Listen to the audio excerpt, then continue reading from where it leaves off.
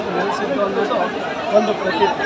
ಇದು ನಾಗರಾಜ ವಂಶದವರು ಅಲ್ಲಿ ಹೋದಾಗ ಅಮ್ಮನವ್ರನ್ನ ಇವರು ಎಲ್ಲ ಅಮ್ಮನವ್ರನ್ನ ಪ್ರತಿಷ್ಠಾಪನೆ ಮಾಡಿ ಎಲ್ಲ ಕೋಮದವರಿಗೂ ಪ್ರಾತಿನಿಧ್ಯ ಕೊಟ್ಟು ಎಲ್ಲ ಕೋಮದವರು ಏನೇನು ನೇಮ ನಿಷ್ಠೆಯಿಂದ ಮಾಡಬೇಕು ಅವ್ರ ಕಾರ್ಯಕ್ರಮಗಳನ್ನು ನೆರವೇರಿಸಿಕೊಡಬೇಕು ಅನ್ನೋದನ್ನು ಶಾಸ್ತ್ರ ಸಂಪ್ರದಾಯವಾಗಿ ಮಾಡಿದ್ದಾರೆ.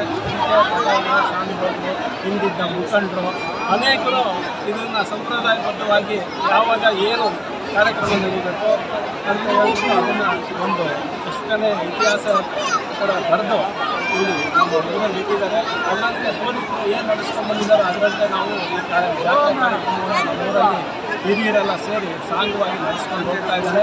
ಮೊದಲನೇದಾಗಿ ನನ್ನ ಈ ಜಾತ್ರೆ ಮಾಡಬೇಕು ಅಂದಾಗ ಊರಿನವರೆಲ್ಲ ಸಭೆ ಸೇರಿ ಈ ಜಾತ್ರೆ ಮಾಡಬೇಕಾ ಬೇಡವಾ ಅನ್ನೋದನ್ನು ತೀರ್ಮಾನ ಮಾಡಿಕೊಂಡು ನಂತರ ಕದಲಿ ರಂಗನಾಥ ಸ್ವಾಮಿಯ ಅಪ್ಪಣೆಯನ್ನು ಹೇಳ್ತಾರೆ. ಆ ಕದಲಿ ರಂಗನಾಥ ಸ್ವಾಮಿ ಅಪ್ಪಣೆ ಆದ ನಂತರ ಮಾಡಬೇಕು ಬೇಡವಾ ಅನ್ನೋದು ಸ್ವಾಮಿ ಅಪ್ಪಣೆ ತಗೊಂಡು ಅನಂತರ ಜಾತ್ರೆ ಕಾರ್ಯಕ್ರಮಕ್ಕೆ ಚಾಲನೆ ನೀಡ್ತಾರೆ. ಈ ರೀತಿ ಜಾತ್ರೆ ಕಾರ್ಯಕ್ರಮ ಒಂದೊಂದು ಕೋಮದವರು ಒಂದೊಂದು ದಿನ ಏನು ಅವರಿಗೆ ಜವಾಬ್ದಾರಿಯನ್ನು ಕೊಟ್ಟಿರ್ತಾರೆ ಆ ಜವಾಬ್ದಾರಿ